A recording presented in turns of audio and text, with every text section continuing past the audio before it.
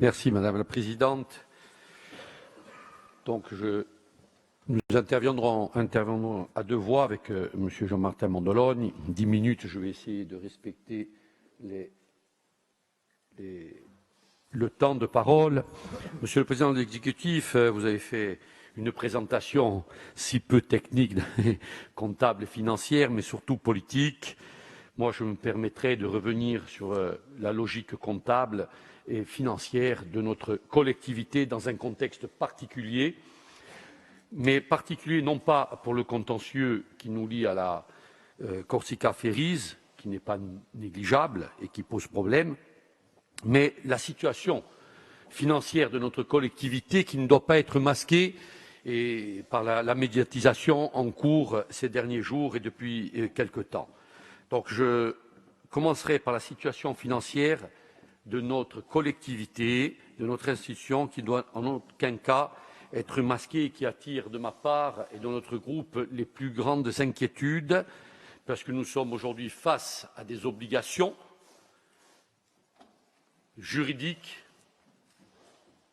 je ne parlerai pas politique, que nous devons honorer. Et il est de votre devoir, Monsieur le Président de l'Exécutif, devant cette Assemblée, de les honorer. Je pense que vous ne méconnaissez pas tout simplement le principe de l'autorité de la chose jugée, et on ne peut pas y revenir.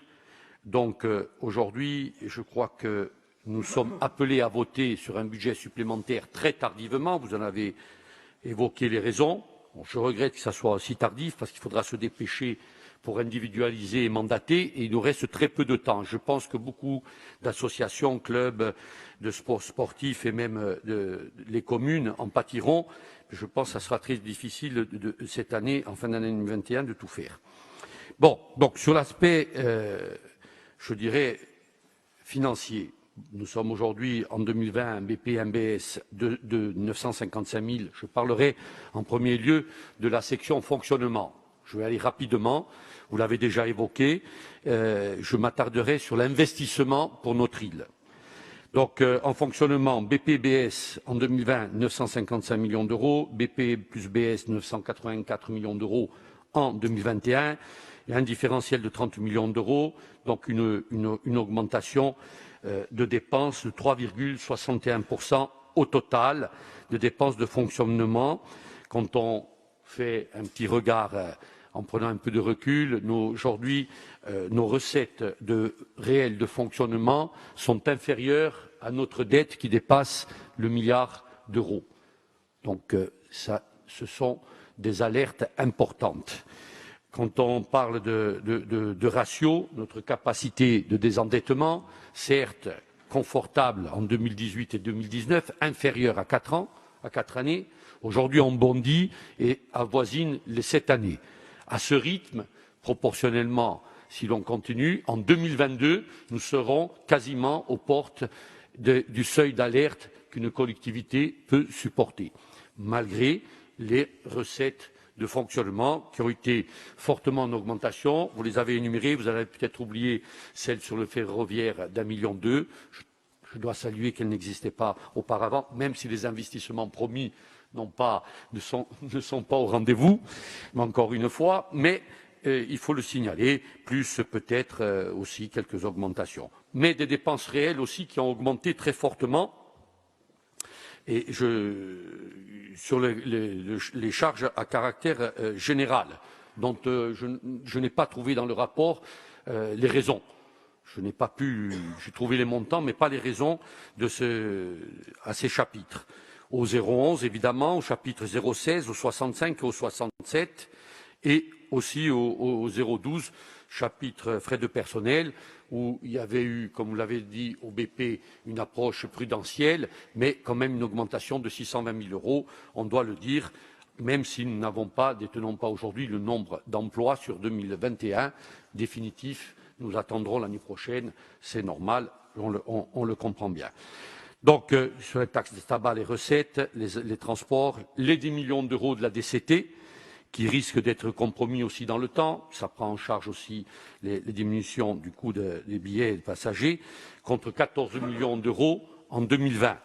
Nous sommes loin de ce qui nous avait été annoncé il y a 3 ou 4 ans, de l'ordre de 30 millions d'euros. Donc on voit bien qu'à chaque fois, nous ne sommes pas, par rapport à ce qu'on s'était fixé au rendez-vous, bien heureusement des recettes supplémentaires, vous l'avez souligné, et vous avez surtout oublié de mentionner celle du VT, du versement de transport, dû au tourisme, donc qui est très importante. Alors vient le problème de la fréquentation, la surfréquentation. Paradoxalement, sur les titres onéreux viennent le problème de la spéculation, et pour les tabacs viennent les problèmes de santé publique. Que faire? Vous parlez de compensation de cette perte. Compenser par quoi? Comment? On ne sait pas. On ne sait rien. Ça fait peut-être l'objet de discussion, ça fera l'objet de discussion. Mais ces millions d'euros, il faudra les compenser. Et aujourd'hui, je ne vois pas très bien comment cela pourrait le faire si ce n'est une aide directe de l'État. De quelle façon? Peut-être une évolution institutionnelle, je n'en sais rien. En tous les cas, aujourd'hui, un emprunt de 130 millions d'euros. Vous le savez que j'avais toujours dit que ce qui était prévu au BP, différents BP, était surévalué pour arriver en fin d'année. Et puis politiquement, c'est très bien de dire oui, mais regardez, on n'a pas mobilisé l'emprunt en totalité. Nous avons donc une politique vertueuse et de rigueur. Mais cette année, non seulement on l'a mobilisé, mais on l'a même un peu dépassé. Le total de 130 millions d'euros. Et je dirais que ce montant, nous mobilisons les 130 millions d'euros prévus au BP, en totalité, voire un peu plus, ce qui n'était pas le cas les autres années. Mais ce montant de 130 millions d'euros n'a jamais été, jamais connu à ce niveau-là depuis l'existence de notre Assemblée. Jamais. Alors, on me dira, oui, mais on a investi un peu plus, et je bascule sur l'investissement, on a investi un peu plus. Oui, mais on investit un peu plus en empruntant un peu plus, voire beaucoup plus. Donc, cela aussi pose problème et réflexion. En fin de compte, sur l'investissement, il y a une augmentation, certes, plus 15%, mais pour couvrir, puisque notre épargne nette représente 105 millions d'euros, il faut financer les 355 millions d'euros de dépenses d'investissement hors emprunt. On le fait essentiellement par des opérations d'ordre à hauteur de 140 millions d'euros. Mais ça, les opérations d'ordre, que tout le monde comprenne, ce sont une écriture comptable, certes légale, il n'y a pas de discussion, mais réellement, nous ne disposons pas de ces 140 millions d'euros.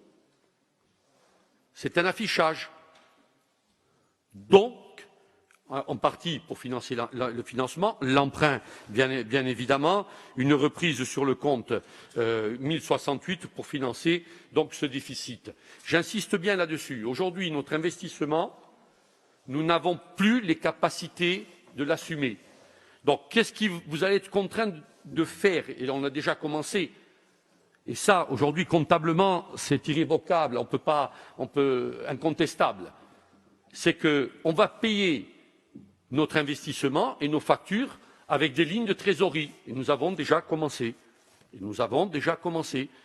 Donc, il y a véritablement un besoin. Ça, c'est la réalité. Donc, même si ce remboursement, l'annuité, notre épargne brute nous permet le remboursement de l'annuité d'emprunt, certes, elle s'avère insuffisante, cette épargne nette. Elle s'avère insuffisante pour supporter les dépenses réelles d'investissement. Alors, je suis peut-être un peu technique, mais c'est la réalité. Et d'ailleurs, je le dis, c'est souligné dans le rapport. C'est écrit.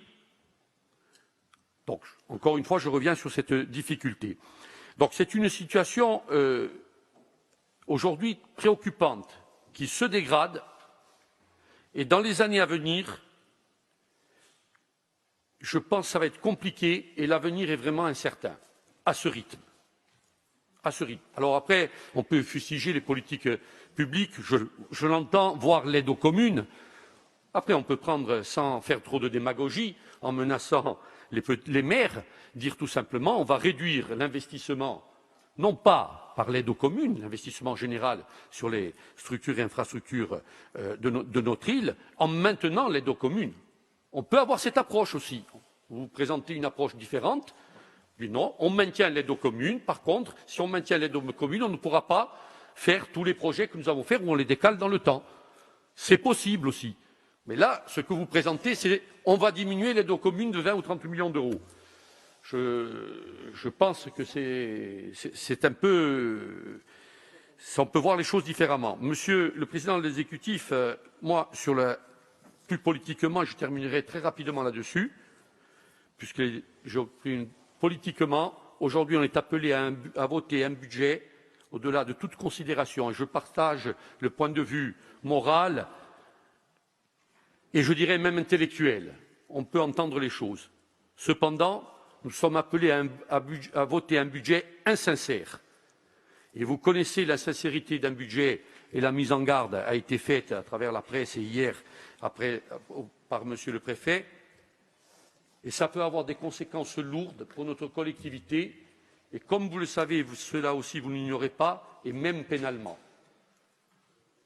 Alors j'en appelle à votre raison et votre conscience. Je vous en remercie.